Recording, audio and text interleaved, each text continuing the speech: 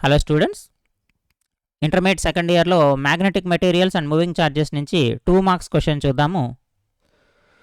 So A current carrying circular loop is placed in a uniform external magnetic field. So ఒక current carrying circular లూప్ని uniform external magnetic ఫీల్డ్లో ఉంచినప్పుడు if the loop is free to turn, what is it's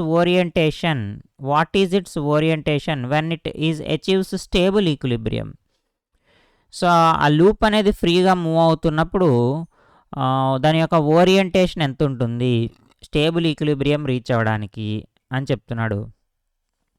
so the loop achieves stable equilibrium when it's magnetic moment is aligned parallel to the direction of the external magnetic field. So magnetic moment అంటే loop యొక్క magnetic moment ఏదైతే ఉందో ఆ magnetic moment యొక్క direction అంటే ఎం యొక్క direction magnetic field యొక్క డైరెక్షన్కి సమానమైతే ప్యారలల్గా ఉంటే ఆ సందర్భంలో మనకి ఈక్విలిబ్రియం స్టేట్ అనేది వస్తుంది. In this orientation the plane of the coil is perpendicular to the direction of the magnetic field.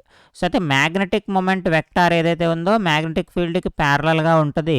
అదే టైంలో కాయిల్ యొక్క ప్లేన్ ఏదైతే ఉందో అది మ్యాగ్నెటిక్ ఫీల్డ్ డైరెక్షన్కి పర్పెండిక్యులర్గా ఉంటుంది. And the total magnetic flux through the loop is maximum. ఆ సందర్భంలో total magnetic flux phi is equal to మనకి మ్యాక్సిమం ఉంటుంది.